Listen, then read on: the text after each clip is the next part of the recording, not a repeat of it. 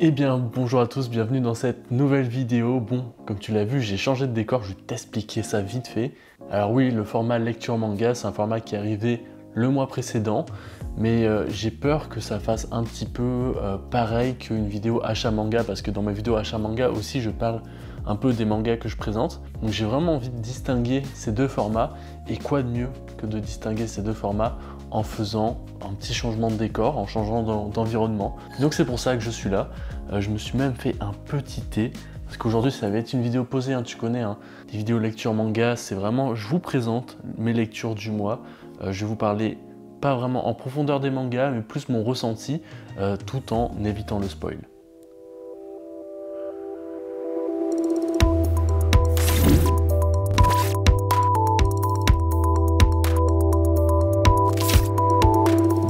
On va pas perdre de temps, c'est des vidéos qui peuvent être très longues, donc je vais vraiment vite enchaîner. Alors je vais te les présenter pas forcément dans l'ordre où je les ai lus, mais voilà, Sido, tome 6.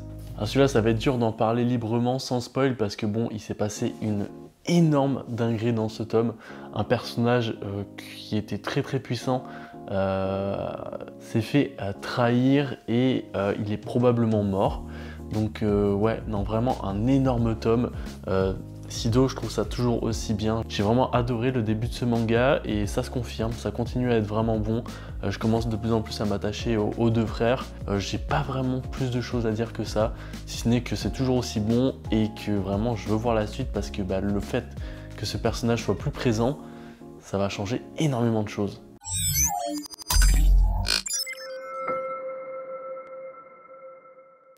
Un autre tome unique, le tome 4 de Spy Family. Bon comme tu le vois à la couverture, il y a un nouveau membre dans la famille. Spy Family, j'aime toujours autant. C'est une lecture très agréable. L'humour de Spy Family, je suis très client. Je pense que c'est une œuvre qui peut toucher vraiment énormément de monde. J'ai hâte qu'un anime sorte sur ce manga pour qu'il soit beaucoup plus populaire, parce que vraiment il mérite beaucoup plus de visibilité, même s'il en a quand même pas mal, faut le dire. C'est vrai que je parle comme si c'était une œuvre sous-cotée, mais en vrai il fait quand même pas mal de ventes, donc je sais pas pourquoi j'ai dit ça. Mais c'est sûr qu'un animé ça serait vraiment cool. Le tome en lui-même, très bon tome. Voilà, il y a quand même des sujets assez lourds qui sont abordés, comme le terrorisme. Donc c'est quand même assez fort de traiter de sujets aussi lourds, mais avec humour aussi. J'adore tellement le personnage de Anya, donc le personnage de la petite fille. Je trouve que c'est vraiment un personnage très drôle. Et Lloyd est vraiment classe aussi, donc bref. Tome 4 très convaincant. Si ça continue dans cette lignée, je pense que ça va être un manga exceptionnel.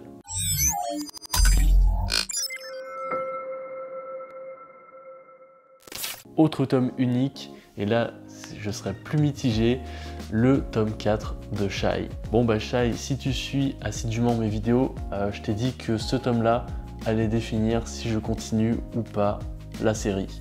Alors j'avais adoré le premier tome, je trouvais que c'était très original comme manga de super-héros. Le tome 3, le tome 4, je commence à décrocher complètement de l'histoire. Je trouve ça même un peu gnangnan, un peu cucu, enfin je sais pas, j'ai l'impression que je suis plus la cible de ce manga, ou je suis pas la cible, et enfin je sais pas. J'aime pas vraiment vers quoi s'oriente le manga, et non, je trouve que scénaristiquement il n'y a pas énormément de choses qui se passent, hein. En deux tomes, le tome 3 et le tome 4, il se passe pas vraiment grand chose, même si on apprend des choses sur un grand méchant notamment.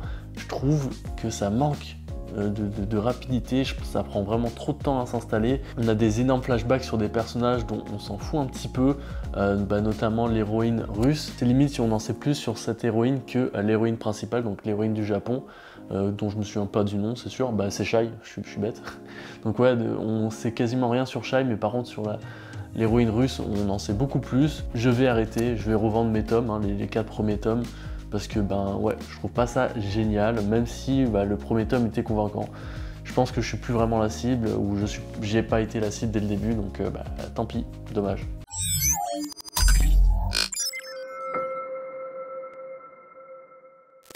Ouais, juste l'électricité est revenue, donc c'est pour ça qu'il y a un faux raccord maintenant. Donc oui, je voulais te parler du tome 29 de My Hero Academia, un tome exceptionnel. Je pense que je peux un petit peu spoiler, parce que chez vous, vous avez le tome 30. Donc fais attention, je vais peut-être un petit peu spoil, là, je vais me le permettre, parce que chez vous, vous avez un tome d'avance en France. Donc voilà, si tu es en lecture en cours, fais attention, je vais un petit peu spoil. Bon, dans ce manga là, on est dans l'arc qu'on pourrait appeler l'arc de Shigaraki, tant il est important. Bon, il y a l'électricité qui revient, forcément Google Home qui se réveille. L'arc de Shigaraki, un arc exceptionnel, voilà. Shigaraki qui devient un peu le All for One. Donc dans la première partie du manga, on a Deku et Bakugo qui arrivent pour sauver leur professeur. Le professeur dont je me souviens plus du nom, Aizawa, voilà c'est ça. J'ai un problème avec les noms, vous le savez, c'est très dur à retenir quand on lit beaucoup de mangas. Donc ils sauvent Aizawa, mais Aizawa qui perd une jambe lors du combat. Waouh, ça c'est une perte assez puissante parce que Aizawa c'est un personnage très puissant, donc je pense que ça pourra changer des choses à l'avenir parce qu'il va perdre grandement en mobilité. Ensuite la deuxième partie du manga c'est consacré à la grosse bête, la Gigantomachia je crois que ça s'appelle, le serviteur du All for One qui essaye de le rejoindre, et là on a des échanges entre Gigantomachia, les super vilains et les élèves et les super héros, donc vraiment exceptionnel. C'est aussi, là aussi il y a des blessés, il y a des grosses blessures, et vraiment c'est un arc très sombre. J'ai l'impression que My Hero Academia ça devient de plus en plus sombre, donc c'est vraiment très positif pour moi. Et aussi à la fin du manga on revient sur l'affrontement entre Deku et le All for One, on peut le dire je pense maintenant, et affrontement exceptionnel, vraiment la fin du tome m'a laissé vraiment... ouais, on voit quand on voit Bakugo se faire transpercer, ouais, je me demande ce qui va se passer ensuite. Je pense que la plupart d'entre vous le savent, donc voilà. Je pense que quand je recevrai le tome 30, je vais essayer de rattraper la parution japonaise, parce que j'ai envie de suivre ce manga semaine après semaine, parce que ça devient de plus en plus bon, et bref, j'ai beaucoup trop parlé sur ce tome 29, mais ouais, sachez que My Hero Academia, c'est en train de devenir vraiment un manga exceptionnel, je trouve. Ça va vraiment dans le bon sens, cette couverture est magnifique. Puis ouais, vive My Hero Academia.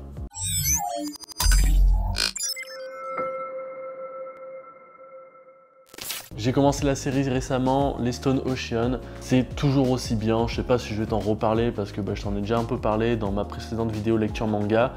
On voit un peu plus l'antagoniste principal, donc le prêtre, donc c'est plutôt cool. Il y a aussi l'introduction d'un nouveau personnage dans la bande.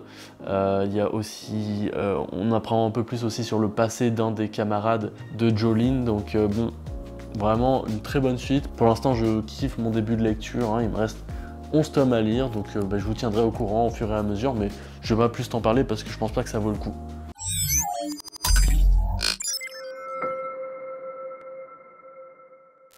Je continue aussi ma relecture des Berserk. Les tomes sont beaucoup plus lourds que les Stone Ocean. Ouais, en même temps, le tome 21, c'est un pavé.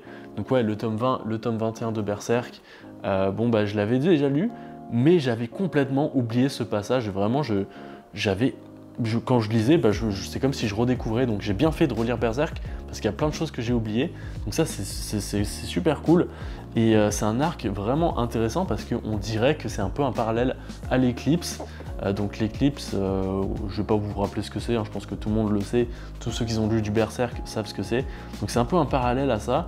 Il y a aussi le retour d'un personnage qui est juste ici, donc non, très très bon, ça fait vraiment plaisir de relire du Berserk, surtout que j'avais oublié ces passages, donc pour moi c'est une redécouverte on va dire.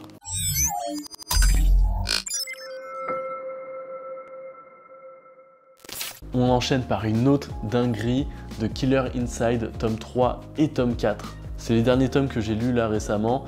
Killer Inside, pour te faire un rapide topo, va suivre notre personnage principal qui a probablement deux personnalités.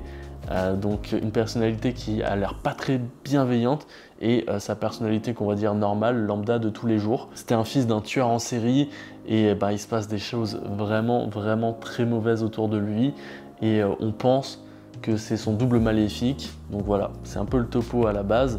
Donc là on avance vraiment dans l'histoire. Ce tome 3 conclut un mini arc, on va dire, qu'il avait, donc il était avec une bande de voyous, ça conclut un peu ce passage là. Et ce tome 4, on va en apprendre un peu plus sur sa petite copine, et les derniers chapitres de ce tome-là te mettent des frisson, je vais pas plus vous en parler. S'il y a un manga que je devrais te conseiller de toutes mes lectures, ce serait The Killer Inside. Là, pour moi, c'est dinguerie sur dinguerie. Là, vraiment, le reveal à la fin de ce tome 4. Et ouais, enfin, tu prends un coup quand même. Tu te demandes comment ça va se passer. Et ce qui est cool, bah, c'est que j'ai le tome 5 et le tome 6 à ma disposition. Donc ça va être les prochains tomes que je vais lire. Et non, je suis très très content. Très content de cette lecture.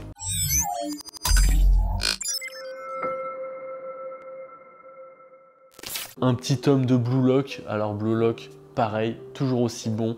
Vraiment, le seul défaut de ce manga, c'est qu'il n'y ait pas un tome qui sorte chaque semaine parce que j'ai envie d'enchaîner la lecture de ce manga. Vraiment, j'ai vraiment envie. Je suis à deux doigts de lire les scans, de rattraper la parution japonaise et tout. Enfin, bref, c'est trop bon. Blue Lock, c'est trop bon. On a un peu l'introduction de ce personnage-là qui était un petit peu en retrait lors des premiers tomes, qui là a une petite mise en avant. Même si on sait toujours rien sur lui, je trouve qu'il y a eu un petit déblocage quand même lors de ce tome. Il y a aussi eu un traître. Je trouvais ça très drôle et je m'y attendais un petit peu, je dois vous le dire. Un très bon thé, hein. Pour ceux qui veulent savoir, un thé vert à la menthe poivrée. On enchaîne tout de suite, hein, sans transition, Shiruran, tome 1 et tome 2. Bon, je vais te le présenter vite fait en lisant le synopsis. Donc, Toshizo, 24 ans, s'entête à défier les samouraïs qui croisent sur sa route. Son rêve, devenir le sabre le plus puissant de la capitale. Des années plus tard, on le surnommera le démon du Shinsengumi, une milice de samouraïs redoutable dont il prendra le vice-commandement. À quoi pensait-il? Que cherchait-il? Et surtout, quelle vérité Shinpachi Nakugara, l'un des survivants de cette époque tumultueuse, révélera au sujet de son ancien compagnon? C'est du très lourd. Shiruran, c'est du très lourd. J'avais un petit peu peur, je me suis dit encore un manga de samouraï sur l'ère Edo, mais non, c'est vraiment bon. C'est du très bon. Donc Toshizo, qui est le personnage principal là, est vraiment sympathique à suivre. Les dessins, les combats, ça va être vraiment du lourd. Ça me fait un peu penser à du Sido. Sido aussi, on suit un peu un groupe de personnages, même si c'est un petit peu plus différent. Mais ça me fait un peu penser aussi à ça. Ouais, pour l'instant, c'est les deux seuls tomes que j'ai lus et c'est du très lourd. Honnêtement, ça annonce vraiment une très belle épopée. Je crois qu'il y a une vingtaine de tomes au Japon, c'est en cours de parution, donc je pense que ça va être une belle et grande aventure. S'il y a autant de tomes, j'imagine que c'est bon avec le temps, et apparemment j'ai eu des échos comme quoi c'était vraiment bon aussi, donc ça continue à être du lourd. Donc ouais, j'ai vraiment hâte de suivre les aventures de ce groupe. Puis voilà, en termes d'édition aussi, les mangas sont très beaux. J'adore ce blanc avec le personnage en premier plan et cette petite dorure là, vraiment c'est magnifique. Mangetsu qui fait encore du très bon boulot alors que ils sont tout nouveaux sur le marché et ils nous ont déniché encore une petite pépite. Donc très cool. J'ai adoré ces deux premiers tomes.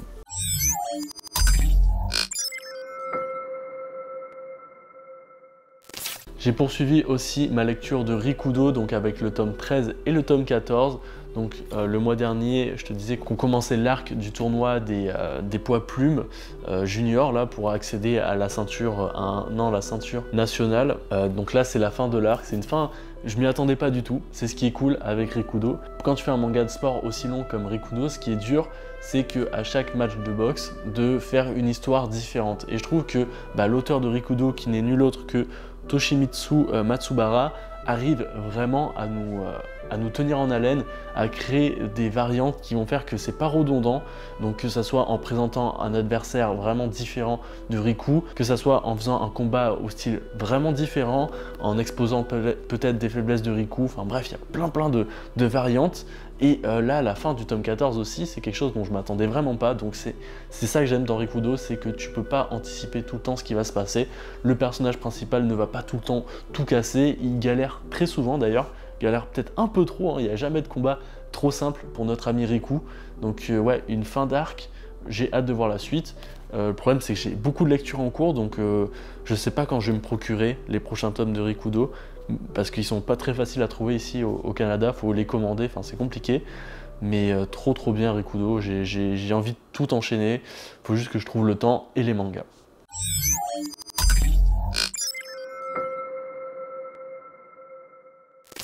Bon, deux gros morceaux, là on attaque sur les gros morceaux, là je vois avec ce qui reste. Donc le tome 5 et le tome 6, logiquement, hein, je ne veux pas dire de bêtises. Oui c'est ça, le tome 6 et le tome 5 de 20th Century Boy, la nouvelle édition, une édition très qualitative pour un manga exceptionnel. Moi je kiffe 20th Century Boy. C'est pas un manga que j'avais lu avant, donc moi c'est vraiment de la découverte.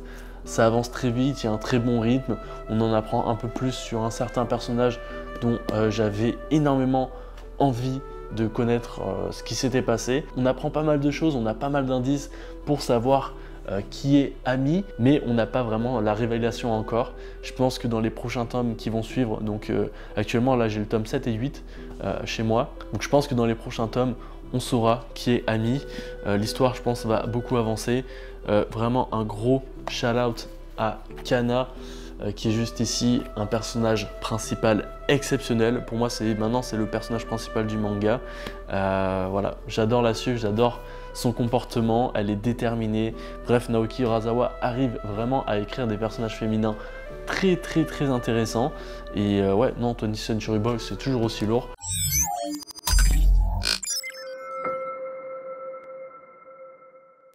On enchaîne avec un petit one-shot, le Mandala de Feu, un manga sublime. Donc ça va retracer l'histoire d'un artiste japonais hyper connu, Tohaku Hasegawa. Bon, moi je dis hyper connu, mais je le connaissais pas vraiment. Il a fait vraiment des œuvres magnifiques que je vais pas vous spoiler, honnêtement. Si tu n'as jamais vu des œuvres de ce mangaka, ne te spoil pas. Lis le manga et ensuite va voir ce qu'il fait. Tu vas comprendre, il y a plein de références. Moi je pense que le cheminement parfait pour ce manga quand tu connais pas Hasegawa, c'est que tu lis le manga une première fois, tu regardes ses œuvres, tu lis un peu son histoire sur Wikipédia et tu relis le manga et là tu vas voir qu'il y a des références, forcément parce que il y a des tableaux qu'il peint pendant le manga qui sont des tableaux extrêmement populaires, mais bon, quand tu le connais pas, tu sais pas que c'est des tableaux qui sont exceptionnels. Au-delà de ça, c'est bien beau d'avoir un artiste sympathique à présenter, mais il faut avoir une bonne histoire. Je trouve que le rythme est vraiment ni trop rapide, ni trop lent. On avance bien dans l'histoire. On a une bonne histoire de bout en bout. Et bon, en termes de dessin, je comprends pourquoi Mangetsu a choisi ce format-là, qui est un grand format quand même, hein, par rapport à un manga traditionnel, comme tu peux le voir, c'est un petit peu plus gros. Donc ouais, je comprends qu'ils ont fait ce choix-là, parce que des fois, il y a des planches qui sont sublimes, que je vous spoilerai pas, découvrez-les. Mais ouais, il y a des dessins qui sont pas tout le temps parfaits. Vraiment, faut le dire, j'ai pas tout le temps adoré les dessins, les proportions. Parfois, il y a des planches où le mangaka s'est complètement lâché. Les planches sont sublimes. Bref, si vous aimez l'histoire de l'art, les histoires et que vous êtes curieux par rapport aussi au Japon et à leurs artistes, Mandala de Feu, c'est vraiment fait pour vous. Moi, j'ai adoré ça. Je commence à avoir une petite collection de Mangetsu, donc ça fait plutôt plaisir aussi. Je précise, c'est un manga que j'ai acheté, même si Mangetsu m'envoie des mangas. Ça, c'est un manga que j'ai acheté de ma poche parce que je l'avais vu dans mon magasin et j'avais envie de le lire directement.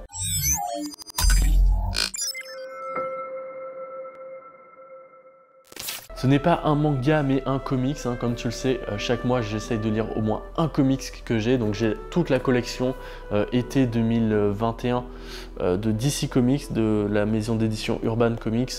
Donc voilà, c'était l'édition d'été à 4,90 € le tome, ce qui est une excellente affaire. Donc voilà, c'était sur Batman versus Deathstroke. J'ai pas trop kiffé, j'avoue, j'ai pas trop kiffé. Autant le premier comics que j'avais lu qui était sur Bane versus Batman, j'ai arrivé à suivre. Là, j'ai pas trop suivi. Je trouve que quand tu connais rien à l'univers de Deathstroke, c'est dur de s'y retrouver. Donc c'est pas un comics très accessible, je trouve. Donc voilà, j'ai lu jusqu'en entier, mais c'était vraiment déconstruit. J'ai accepté de ne pas comprendre des passages. Je me suis dit, voilà, je comprends pas la référence, tant pis, je lis la suite. Donc voilà, j'ai pas énormément apprécié ce tome, pour être honnête, mais j'espère que le tome suivant sera un petit peu mieux.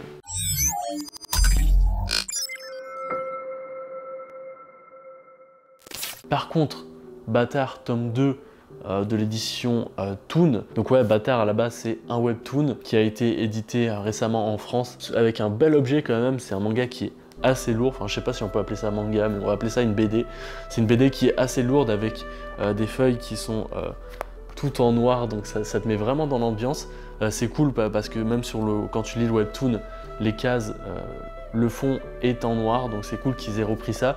Parce que je trouve que c'est vraiment important, parce qu'on est dans un univers très sombre. Peut-être que je t'en parlerai plus précisément bientôt, donc voilà, c'est pour ça que je ne vais pas trop m'étaler sur le sujet. Mais non, c'est un tome qui me hype vraiment pour la suite. Et ouais, non, c'est Bâtard, ça très lourd et j'adore lire des mangas de cet auteur. D'ailleurs j'ai commencé Sweet Home en webtoon du même auteur, du même scénariste. Donc voilà, j'ai commencé quelques chapitres, donc je vais pas plus en parler parce que j'ai pas trop de recul sur ça. Mais voilà, Bâtard tome 2, très bon. Et c'est ainsi que se conclut cette vidéo lecture manga. Bon, c'est une vidéo qui doit être déjà assez longue, donc je vais pas plus m'étaler, juste te rappeler les bonnes manières. si je peux me permettre. Donc ouais, les bonnes manières, n'hésite pas à t'abonner à ma chaîne YouTube. Il y a la moitié des personnes qui regardent mes vidéos qui ne sont pas abonnées, donc bah, si tu aimes mon travail et que tu aimes suivre ce que je fais, bah, pourquoi pas t'abonner, ça sera hyper sympa.